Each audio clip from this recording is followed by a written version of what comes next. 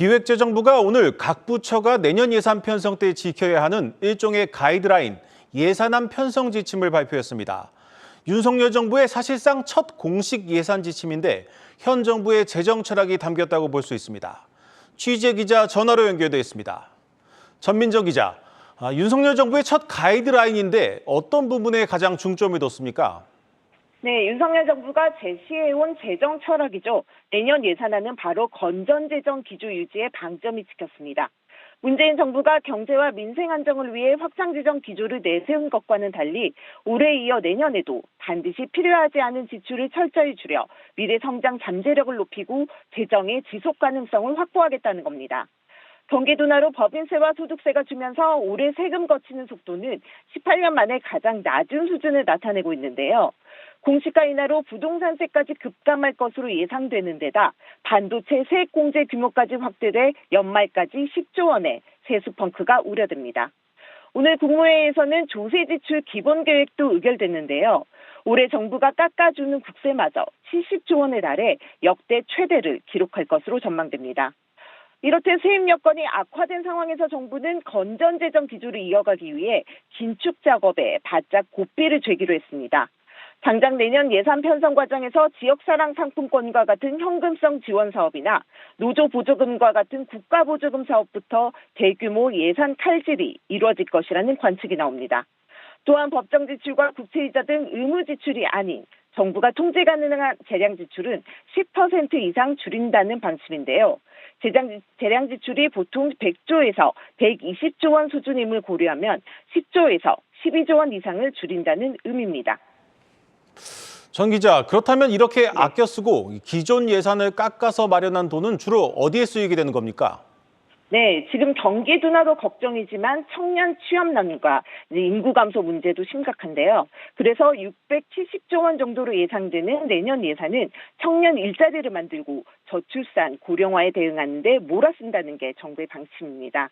미래 세대를 위해 과감히 투자해 재정의 지속 가능성, 즉 건전재정 기조를 지켜나가겠다는 겁니다. 극심한 침체를 겪고 있는 수출 살리기에도 예산을 전폭적으로 투입합니다. 새로운 수출 동력으로 떠오르는 원전, 방산, 플랜트 지원을 늘리고 글로벌 공급망 재편에 대응하기 위해 수입 수출선 다변화와 국산화도 집중 지원합니다. 사회적 약자에 대해선 현금 살포 대신에 맞춤형 서비스 지원을 확대하고 관련 예산도 올해와 마찬가지로 10% 넘게 늘린다는 게 정부의 계획입니다. 다만 줄어든 세수에 건전재정 기조까지 지켜야 하는 빠듯한 나라 달림에 경제 활력을 높이고 약자 복지까지 챙긴다는 건 무리수가 아니냐는 지적도 있는데요.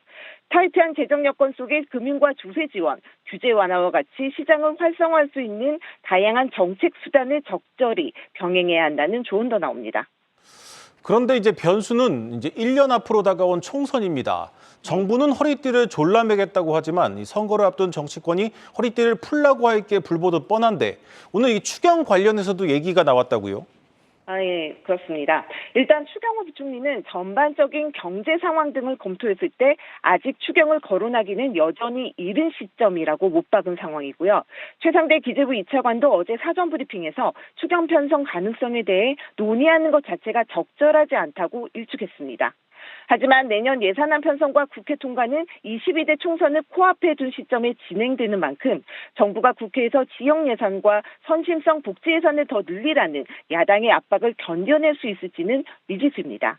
또 정부 지출 증가율을 일정 수준 이하로 제한하는 재정 준칙이 국회에서 통과되더라도 그 시행 시기는 내년 1월 1일부터인데요. 이는 연내에 추경 편성이 가능하다는 의미입니다. 대외 불확실성의 하반기에도 경기가 살아나지 않을 경우 내년 4월 총선을 앞두고 추경 논의가 급물살을 탈 수 있다는 전망이 나오는 이유입니다. 다만 추경 편성으로 정부가 적자 국채 발행에 나서게 되면 채권 시장에서의 수급 부담이 커지고 이미 1,000조 원을 넘어선 나랏빚 위험 수위가 높아져 대외 신인도에 악영향을 줄 수도 있는데요. 이 때문에 건전재정을 기조로 내세운 정부는 추경 편성에 대해 신중한 입장을 마지막까지 고수할 것으로 보입니다. 지금까지 정부 세종청사에서 전해드렸습니다.